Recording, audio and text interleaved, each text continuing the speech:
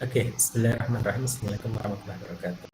Selamat pagi, salam sejahtera untuk kita semua. Eh, Pada pagi hari ini kita akan lanjutkan materi terkait ANOVA single factor ya. Kalau kemarin kita belajar tentang konsep teoritisnya, sekarang kita coba eksekusi dengan menggunakan softwarenya supaya lebih mudah begitu kira-kira.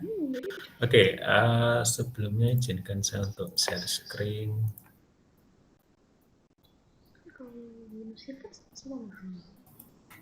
Oke, bisa diterima? Bisa, Pak.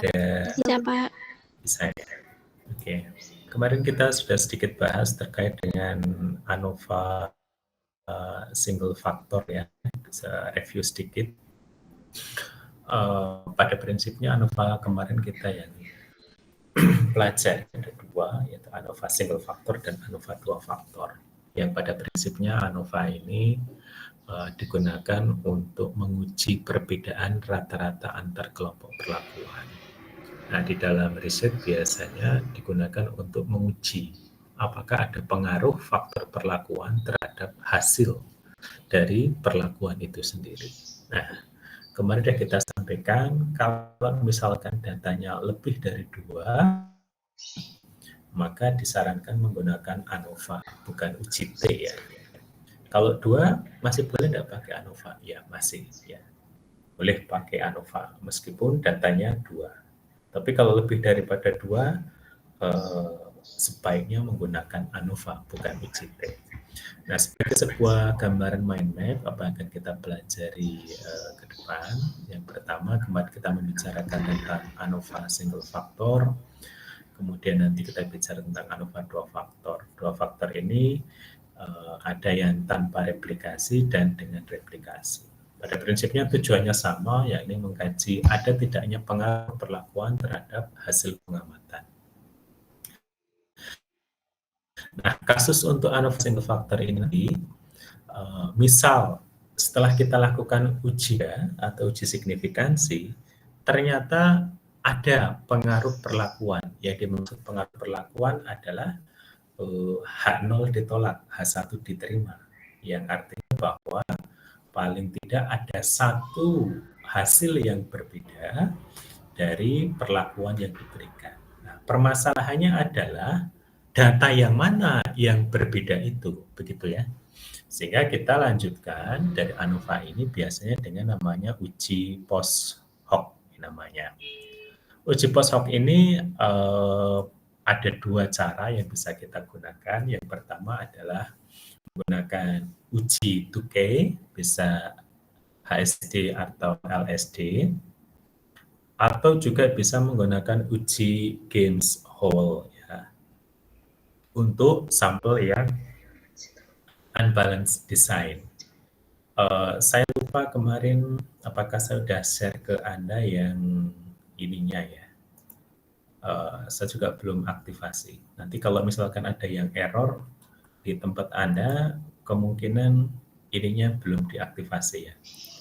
It's in yang ini ya. Ini. Yang ini kan kemarin sudah di protection view-nya sudah dibuka ya. Nah, yang real start ini kemungkinan nanti kalau ada yang error nanti yang dipakai yang bawah ya. Mungkin kalau yang atas ini misalkan nanti hasilnya error, Anda aktivasi yang bawah.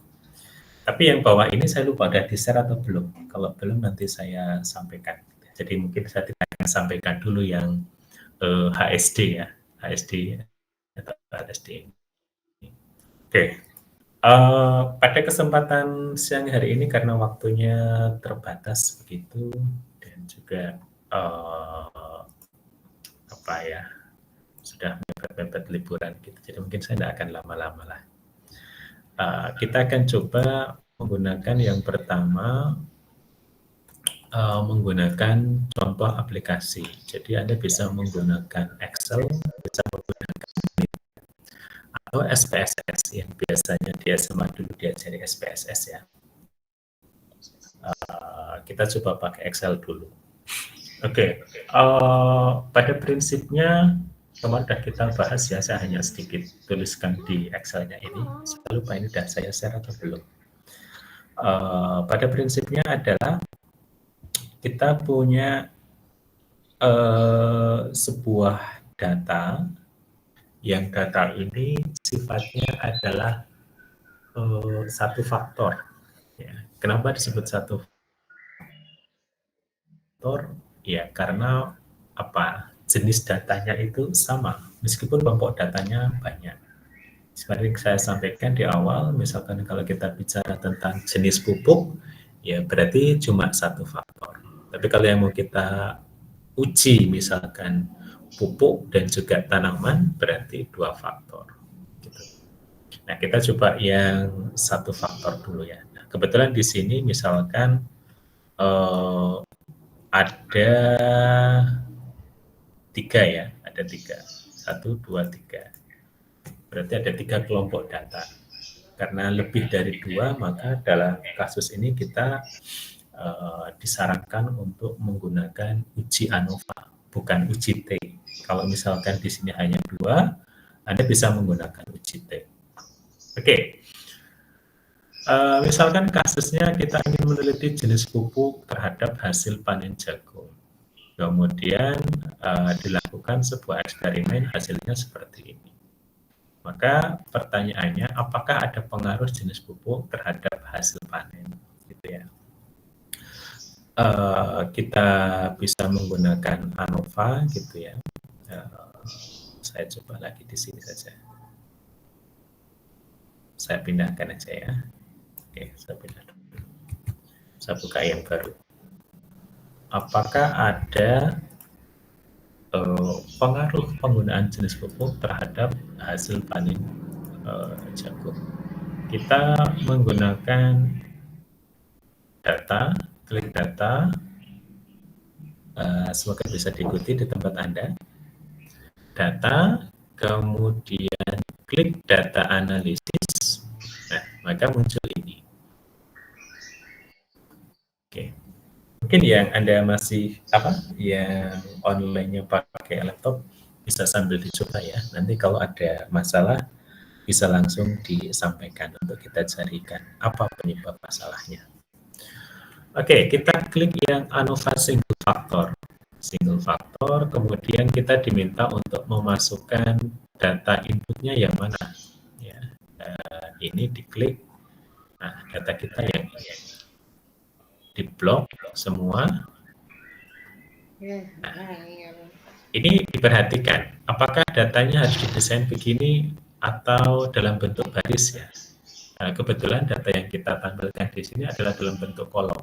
Ini pupuk jenis A, pupuk jenis B, pupuk jenis C. Sehingga di sini pengelompokannya berdasarkan kolom. Saya klik kolom. Tapi kalau Anda bikinnya dalam bentuk baris, ABC-nya ke bawah di sini, maka diklik yang row. Kemudian baris pertama adalah label, sehingga jangan lupa untuk mengklik label sehingga yang baris pertama ini tidak akan dibaca sebagai sebuah data. Kemudian alfanya 5% atau 0,05. Kemudian keluarannya akan ditampilkan di mana, kita klik yang bagian ini. Oke, kalau sudah mau saya taruh di sini. Oke, terus oke. Nah, kebetulan hasilnya begini. Nah, bagian summary yang atau ringkasan yang atas ini adalah statistika deskriptif ya. Ini statistika deskriptif yang kita bahas di awal pertemuan. Ini contoh statistika deskriptif. Kemudian yang bagian bawah ini adalah hasil analisis menggunakan ANOVA-nya. Bentar, saya ini kan biar kelihatan. Nah, oke. Ini adalah hasil analisis ANOVA.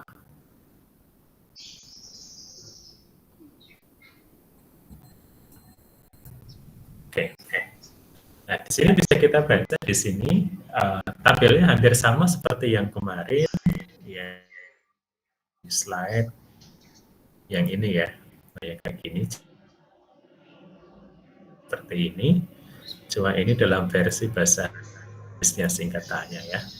Sumber keragaman between group, antar kelompok, within group, di dalam kelompok. Ini sum square, jumlah kuadratnya kemarin.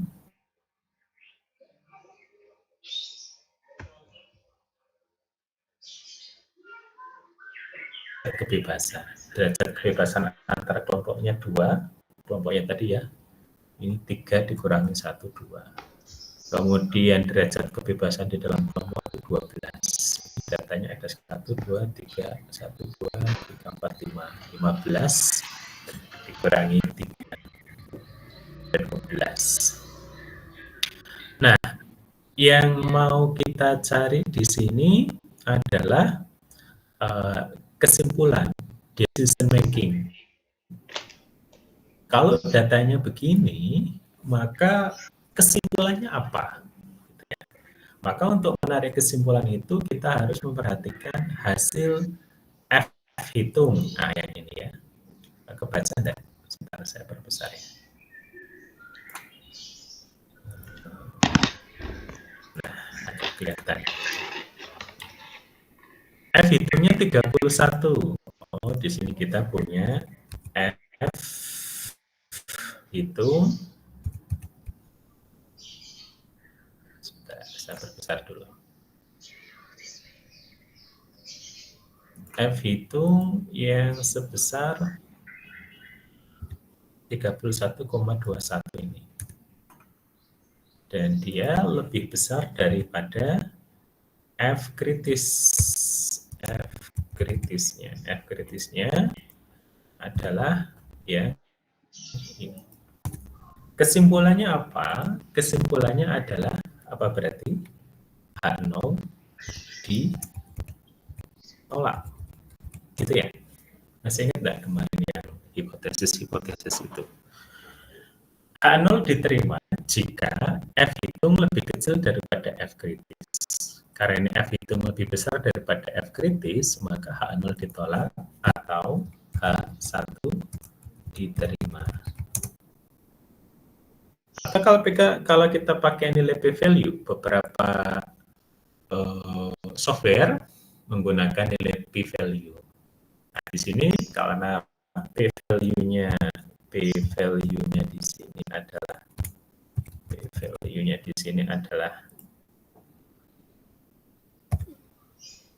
0,0000 ini sekian, yang lebih kecil daripada nilai alfa. Alfanya adalah 5% ya tadi ya, 0,05. Ya, jadi untuk membuat kesimpulan, kita bisa menggunakan nilai p-value atau nilai f ya. Kita bisa menggunakan nilai-nilai itu untuk membuat kesimpulan. Kalau kita pakai F hitung, maka ketentuannya jika F hitung lebih besar daripada F kritis, maka H0 ditolak. Ya, saya lupa tadi belum bikin hipotesis ya. Jadi sebelum masuk ke sini sebenarnya tadi kan kita punya hipotesis di awal ya. H0-nya tadi adalah sebentar, ini saya kasih ini dulu. Hipotesisnya adalah di sini. Hipotesis H0 adalah nilai mu1 sama dengan mu2, rata-rata kelompok 1 sama dengan kelompok 2 sama dengan kelompok 3. Apa tadi saya? ABC ya, bukan 1, 2. Rata-rata kelompok A sama dengan rata-rata kelompok B sama dengan rata-rata kelompok C. Antihipotesisnya adalah ya ini ada satu nilai rata-rata yang berbeda, gitu ya. Nah, Artinya kesimpulannya H0 ditolak. Artinya bahwa ya kesimpulannya maka dapat kita bikin kesimpulan adalah di sini faktor jenis pupuk berpengaruh terhadap hasil panen jagung. Gitu ya. Nah, kalau di dalam eksperimen kasus ini dipakai untuk seperti apa? Biasanya ketika Anda melakukan riset, misalkan risetnya siapa ya yang suka adsorpsi, mungkin Bu Maya atau Pak Endarji atau Pak Didi ya, misalkan. Apakah adsorpsi atau Bu Imelda ya yang misalkan main adsorpsi atau Bu Maya adsorpsi zat warna pada nanomagnetit yang terkeping dengan senyawa organik misalkan. Apakah faktor pH berpengaruh terhadap adsorpsi? Kemudian yang kedua, apakah faktor waktu berpengaruh terhadap adsorpsi? Misal, yang ketiga, apakah konsentrasi adsorban atau adsorben berpengaruh terhadap adsorpsi? Jadi kira-kira begitu ya cerita narasinya. Misalkan kalau Anda kepingin menguji performa sebuah adsorben, misalkan Anda bisa melakukan variasi pH, bisa juga melakukan variasi konsentrasi, variasi waktu, variasi temperatur, atau yang lain-lainnya. Nah, di sini yang perlu diperhatikan adalah kita bukan sedang mencari tren. Tren itu misalkan Anda kepengen, ternyata kalau pH-nya semakin naik, maka absorpsinya semakin tinggi. Bukan itu yang dicari ya, yang kita mau simpulkan. Kalau itu tren ya, kalau Anda mau bicara, kalau yang tren kayak gitu, misalkan saya punya data, misalkan, saya terputus deh. Apakah saya terputus? Tidak ya? Oke, kayaknya konfirmasi dari ini. Oke. Bedakan ya ketika Anda misalkan seringkali kalau Anda itu masih misunderstand atau salah paham terkait dengan variasi-variasi yang dilakukan terhadap risetnya, misalkan perlakuan pH, perlakuan konsentrasi, perlakuan waktu, dan sebagainya. Pahami dulu tujuan dari perlakuan itu untuk apa. Kalau Anda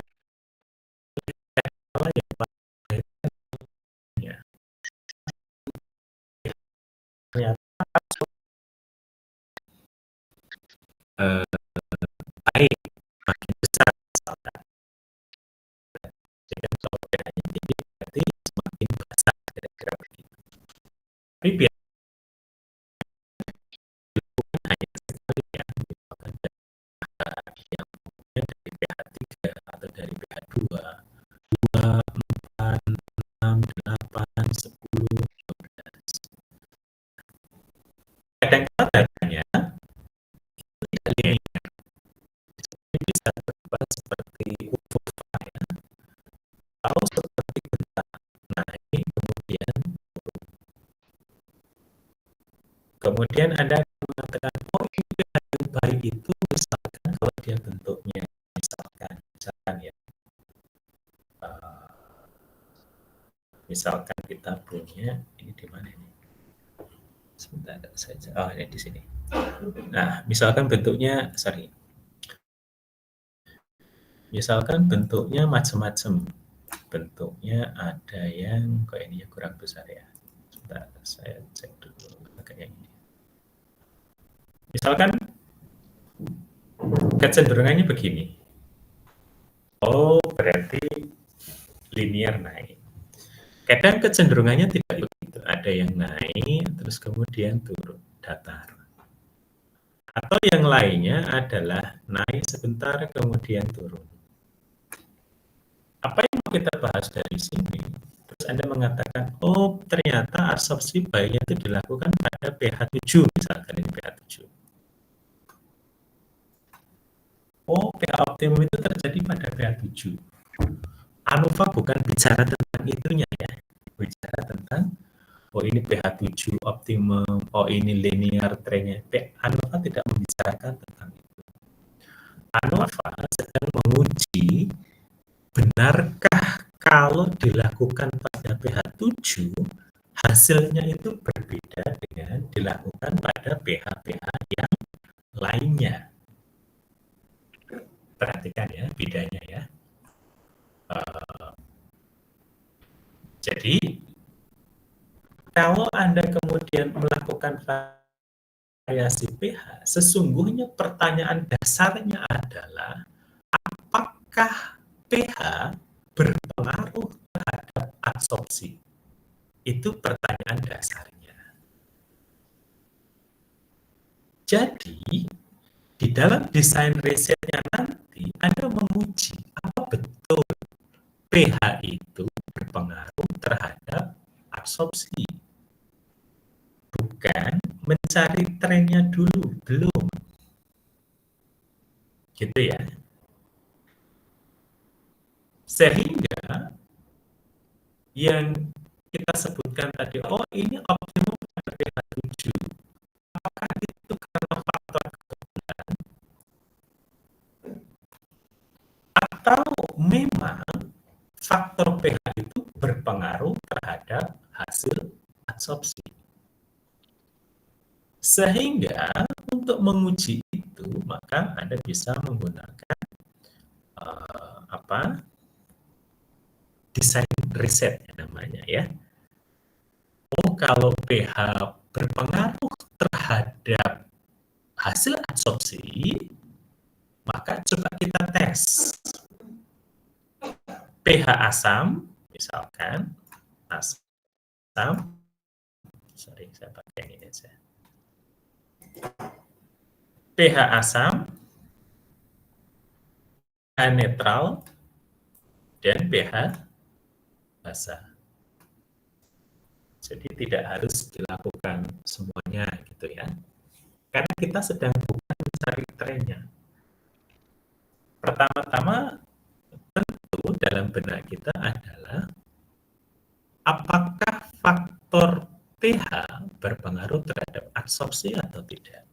Maka di dalam desainnya Anda bisa memilih salah satu ya, yang namanya pH itu kan diwakili oleh asam, netral, dan basa. Perwakilan dari pH asam misalkan Anda lakukan pada pH 3 atau 4 lah ya, misalkan 4. Netralnya ya 6 atau 7, Anda pilih salah satu misalkan 7. Basanya misalkan Anda ambil 9 misalkan atau 12. Atau yang ekstrim 2, 7, 12, 10, 7, 4 misalkan. Kemudian Anda desain datanya. Oh, yang pH 4 tadi saya ulang misalkan 3 kali sehingga punya data, saya punya data misalkan data 1, data 2, data 3. Yang pH 4 ini hasil pengukuran observasinya misalkan ini 100, ini 120 misalkan. Diulang 3 kali ternyata ini misalkan 84. Yang pH 7 misalkan ini dapatnya 110 misalkan. Dapatnya 90 misalkan. Dapatnya misalkan di sini 94.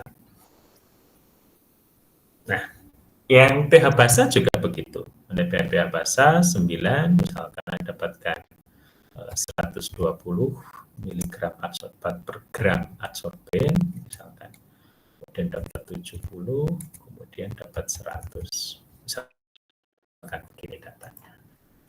Nah, dari data ini kan namanya hipotesis awal ya, dari hipotesis awal. Kenapa kita melakukan variasi pH di dalam analisis adsorben terhadap adsorban? Karena di hipotesis Anda, misalkan, saya ingin tahu adakah pengaruh pH terhadap kemampuan adsorpsi. Gitu ya. Kenapa itu penting?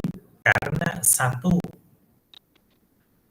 jangan-jangan material adsorben yang kita pakai itu tidak stabil terhadap pH. Satu ya. Yang kedua, jangan-jangan adsorban yang mau diserap dengan menggunakan adsorben itu juga mengalami perubahan struktur karena pH. Gitu ya. Jadi kenapa variasi pH ini nanti dilakukan? Gitu. Nah, sebelum melakukan ini, berarti apa yang harus dilakukan? Ya, tidak langsung ujug-ujug melakukan adsorpsi pada pH asam, netral, dan basa antara si adsorben dengan adsorban, tetapi Anda harus melakukan uji stabilitas si adsorbennya dulu.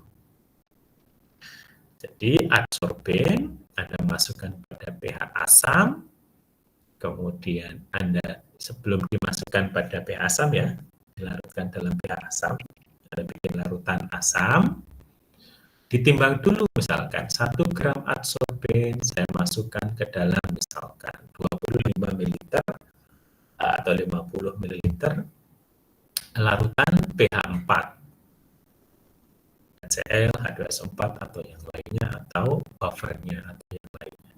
Biasanya sih pakai buffer.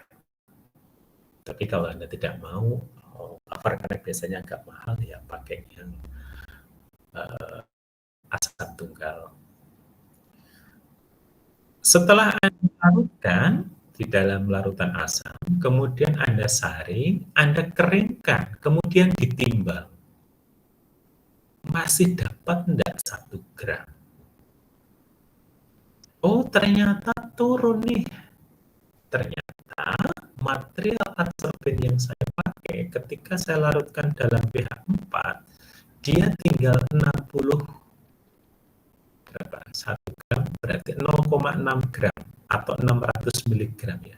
600 mg. Atau turun hampir 40%. Kemudian Anda coba juga pada pH 7, oh dapatnya ternyata dapat 98% recovery-nya. Kemudian pada pH basa, oh iya sama, hampir 95%.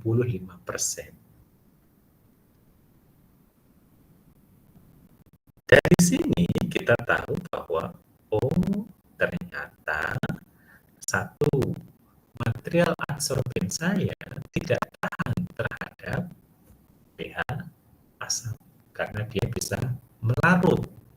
Kalau melarut ketika disaring kan nanti akhirnya kita dapatkan padatan yang tersisa begitu. Tapi kalau dia stabil pada pH asam misalkan ya kita akan dapatkan ya mendekati nilai 1 gram. Ya, tidak mesti 1 gram persis ya. Tapi paling tidak mendekati. Nah, itu uji stabilitas. Sehingga dari sini kita akan bisa menguji betulkah faktor pH berpengaruh terhadap stabilitas dari material adsorben saya.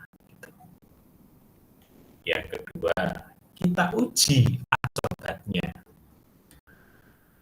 Apakah ada perubahan struktur adsorban ini ketika dia berada pada pH asam, pH netral, atau pH basa? Gimana cara mengukurnya?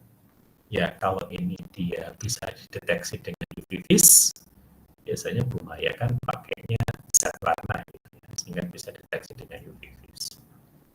Apakah ada perubahan serapan dari UV vis intensitasnya itu ketika si adsorban tadi diperlakukan pada pH asam misalkan? Dia tidak stabil, berubah gitu ya. Oh, berarti faktor ini nanti bisa jadi apa? Salah satu faktor yang berpengaruh terhadap proses adsorpsi dari adsorben yang Anda buat tadi. Sehingga untuk menguji ini, idealnya Anda belum melihat tren. Karena kalau tren kecenderungan di dalam tulisan skripsi itu hanya dilakukan pengukuran satu kali. Dilakukan satu kali, habis itu tidak. Ini biasanya juga sering mengandung error ya. Setelah diulang 2 kali ternyata hasilnya beda, 3 kali hasilnya berbeda. Sehingga di sini lebih baik kita menggunakan uji ANOVA di dalam desain riset penelitian kita. Jadi kita sudah tahu filosofi kenapa kita melakukan variasi pH terhadap proses adsorpsinya. Karena yang mau kita lihat itu bukan nilai maksimum atau minimum atau kondisi optimum, bukan. Karena fenomena alam itu tidak bisa diprediksi. Jadi, cara terbaiknya adalah kita pengen menguji betulkah faktor pH berpengaruh terhadap adsorpsi. Begitu ceritanya. Oh, gimana caranya? Ya, desain penelitiannya Anda lakukan pada rentang pH asam, netral, dan juga basah. Nah, biasanya untuk ini ya datanya minimal 3 kali pengulangan ya, minimal sih ya di dalam kimia.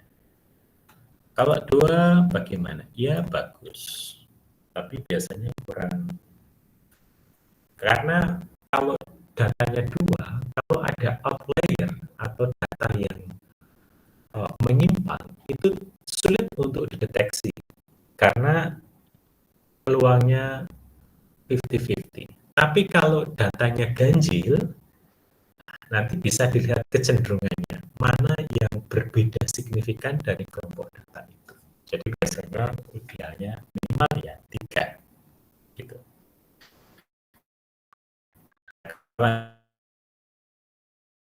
Nah, sudah melakukan ini di rumusan masalah, sesungguhnya yang dicari adalah bukan optimasi, tetapi mencari faktor. Jadi sebelum optimasi dilakukan, langkah pertama yang harus dilakukan adalah faktor apa sih yang berpengaruh terhadap kinerja proses atau prosedur yang Anda lakukan. Oh, ternyata faktor pH berpengaruh, faktor waktu berpengaruh, gitu ya. Faktor temperatur berpengaruh. Hasil dari uji ANOVA. ANOVA itu menguji faktor-faktor apa yang memberikan kontribusi terhadap perbedaan nilai rata-rata hasil dari sebuah pengukuran. Oke, sampai di sini ada pertanyaan? Kalau tidak, kalau di sini kesimpulannya adalah faktor apa ini tadi judulnya yang di awal ini? Oh, jenis pupuk ya. Oh, ternyata faktor jenis pupuk berpengaruh terhadap hasil tanaman kedelai misalnya atau padi ini tadi. Kita hanya menuliskan di sini ada satu nilai rata-rata yang berbeda. Maksudnya setidaknya ada satu. Mungkin ada 2, 3 atau ketiga-tiganya. Jadi peluangnya kan mungkin ada satu yang berbeda, 2 yang berbeda, atau ketiga-tiganya itu berbeda satu sama lain. Tapi anti hipotesisnya cukuplah Anda menyebutkan minimal ada satu yang berbeda. Kalau dia memang berbeda, yang mana yang merupakan kelompok yang berbeda? Anda bisa menebak nggak? Mana yang A, B, atau C yang berbeda? A, B, atau C yang berbeda? Ketika datanya begini, mungkin sekilas agak susah ya mencari pupuk mana sih yang paling berbeda. Karena itu, setelah kita melakukan analisis ANOVA dan menemukan ada pengaruh perlakuan terhadap hasil, selanjutnya kita kepingin tahu kelompok mana yang berpengaruh itu, maka di sini harus kita lanjutkan dengan prosedur post hoc prosedur atau prosedur untuk menentukan kelompok mana yang berbeda. Seperti yang saya sampaikan di awal tadi ya, yang ini ya. Oh, ada yang berpengaruh. Tapi mana yang berbeda atau berbeda dari kelompok yang lainnya? Maka kita melakukan uji post hoc. Uji post hoc ini ada dua, ada uji Tukey dan uji Games-Howell. Sementara kita pakai uji Tukey dulu ya. Nanti kalau Excel Anda sudah oke, untuk kritikalnya nanti karena untuk yang ini perlu ini ya, menentukan nilai kritikal kayak gini misalkan yang di oh ini belum diaktifasi, punya saya belum diaktifasi juga ya. Oke, nanti kita ini kan. Oke, kita mulai dari, saya sebenarnya mau pakai yang HSD ya, tapi saya ke LSD dulu. Mungkin minggu depan kita bahas yang cara HSD. Apa sih bedanya HSD sama LSD? Kalau HSD itu lebih konvensional, ininya lebih ketat.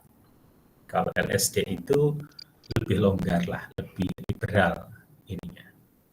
Oke, misalkan kita tadi sudah melakukan analisis ANOVA dan mendapati bahwa ada perbedaan yang signifikan karena jenis pupuk minimal pada salah satu kelompok penggunaan pupuk tertentu. Pertanyaannya adalah pupuk yang mana yang memberikan hasil yang berbeda? Apakah A, B, BC, atau A dan C? Nah, maka penyelesaiannya adalah kita menggunakan, saya pakai LSD dulu ya. Least significant difference. Jadi perbedaan signifikan terkecil, namanya uji Tukey. Rumusannya adalah LSD sama dengan akar MSW dikalikan dengan akar 2/N dikalikan dengan nilai T dari ini, T kritis ya, yang kemarin kita uji itu tadi. Dari nilai T kritis. Tapi nilai T kritis ini, pada uji T yang kemarin ya, nilai T ini ditentukan dari derajat kebebasan H dikalikan N-1, di mana H adalah jumlah kelompok, N-nya adalah jumlah data berkelompok dikurangi 1. Sementara saya membicarakan yang jumlah datanya sama dulu ya, ini. Setiap kelompok jumlah datanya sama, kita menggunakan uji Tukey.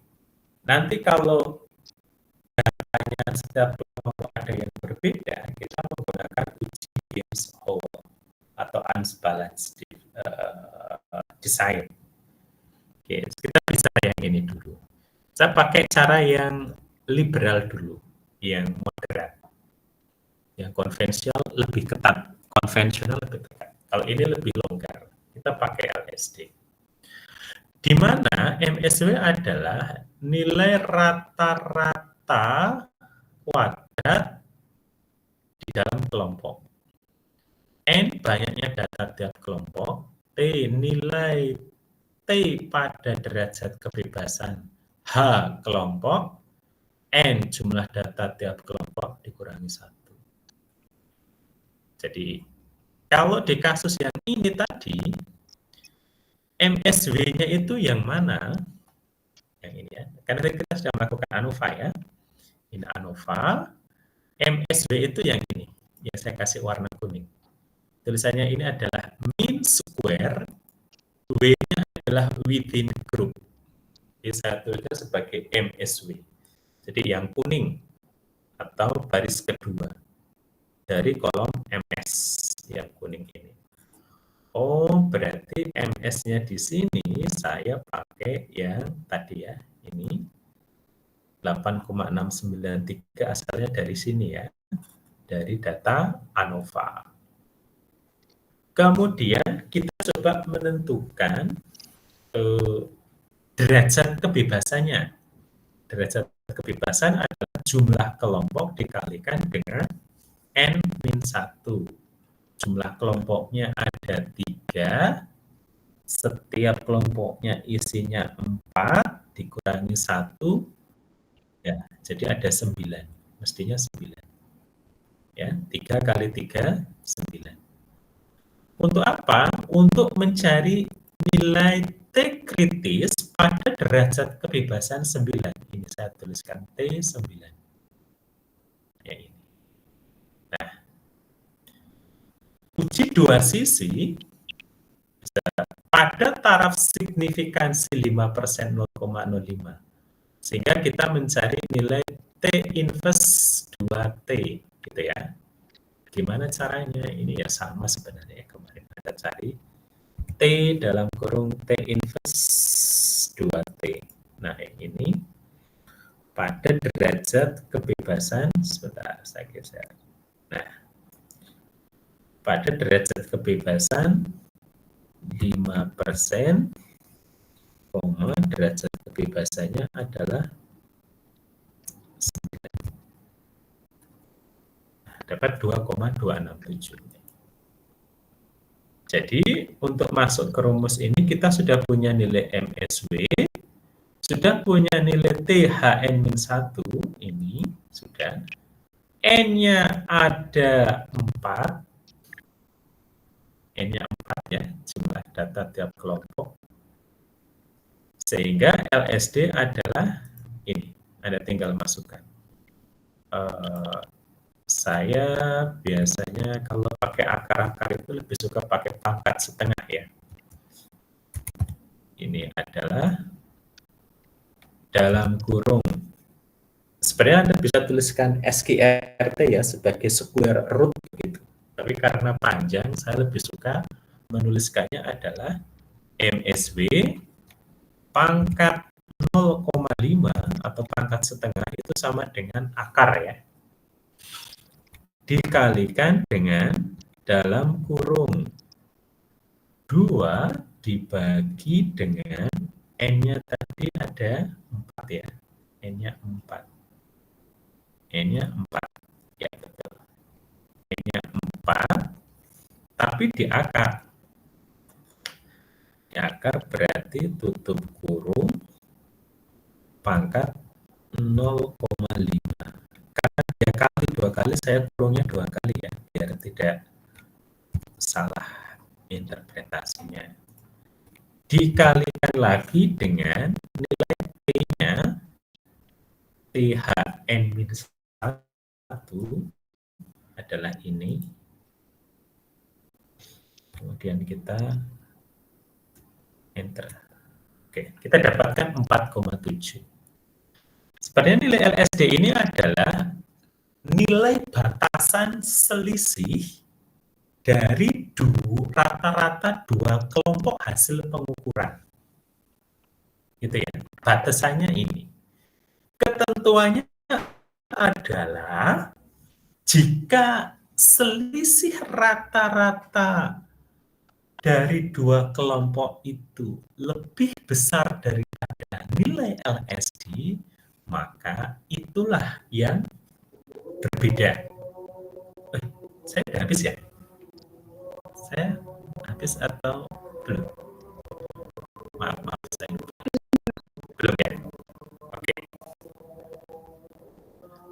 Sehingga untuk menentukan kelompok mana yang berbeda, kita cari dulu rata-rata tiap kelompok, ya. Rata-rata kelompok pupuk A, rata-rata pupuk B, rata-rata pupuk C. Nilai rata-rata ini sebenarnya sudah ada di sini ya. Nah ini 27,8, 272, 273 ya. Ini rata-rata kelompok ya. Ini tadi. Nah ini 278, 272, 273. Itu sudah ada di sini ya. Nah, ini saya tinggal pindahkan ke sini. Nah, yang dimaksud dengan kelompok mana yang berbeda adalah kalau selisih keduanya itu lebih besar daripada nilai LSD, maka dua kelompok itu berbeda. Maksudnya apa? Ini saya ambil ya. Selisih kelompok pupuk A ya, 278 dikurangi 272 dapatkan nilai 6,25. Pupuk B dengan pupuk C selisihnya 0,75. Pupuk A dengan pupuk C 5,5. Nah, ini yang saya maksudkan. Karena nilai selisih rata-rata A dengan B lebih besar daripada nilai LSD, maka A dengan B itu berbeda. B dengan C itu sama. A dengan C itu berbeda. Nah, gitu ya. Sekarang coba, dari pernyataan ini, menurut Anda, yang manakah yang berbeda? Yang mana yang berbeda dari pernyataan ini? Ya, tentu jawabannya adalah kelompok A. Jadi, A adalah kelompok yang berbeda. Tahu dari mana? Ini clue-nya ya. B dengan C sama.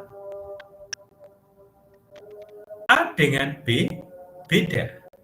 A dengan C beda. Oh, berarti A yang berbeda, B dan C hasilnya sama.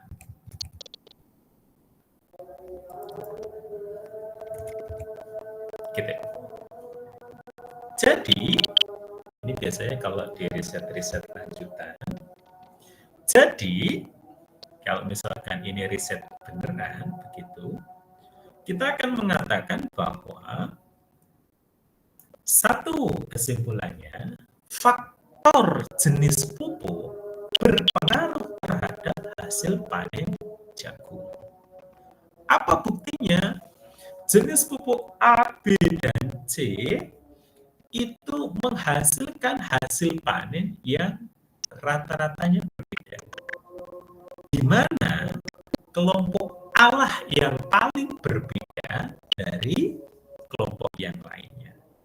A berbeda dengan B, A berbeda dengan C, tetapi pupuk B dan pupuk C menghasilkan hasil panen yang relatif sama.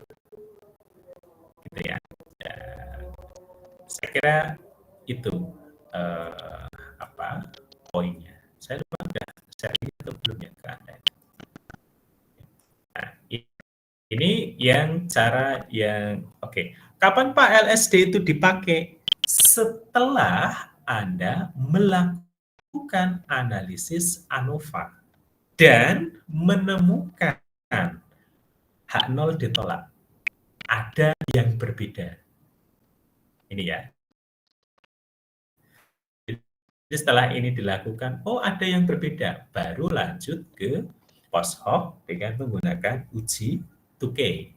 Oh, di sini ternyata hasilnya, oh ternyata H0 diterima atau tidak ada perbedaan antara jenis pupuk, ya kita tidak perlu melanjutkan ke post hoc prosedur. Begitu. Oke, mungkin sampai di sini dulu ya. Ada pertanyaan yang ingin ditanyakan? Saya lupa yang ini sudah saya share ke Anda atau belum? Saya sudah share Excel ya, tapi Excel yang mana nanti saya cek lagi. Oke, ada pertanyaan? Kalau tidak ada, saya cukupkan dulu sampai di sini ya. Atau masih ada waktu nggak? Masih ada 8 menit. Oh, 8 menit ya. Oh, kalau ada waktu 1 jam mau saya lanjutkan. Kalau cuma 8 menit ya cukuplah ya. Sampai di sini dulu. Oh ya, saya lupa belum absen ini ya, absen online-nya ya. Nanti saya share ini. Oh, apa? Belum saya buat di ini. Oke, kalau tidak ada pertanyaan, saya cukupkan sekian. Terima kasih. Selamat berpuasa dan mohon maaf lahir batin. Selamat berlebaran. Sampai jumpa setelah liburan. Saya akhiri, terima kasih. Wassalamualaikum warahmatullahi wabarakatuh. Waalaikumsalam warahmatullahi wabarakatuh. Terima kasih.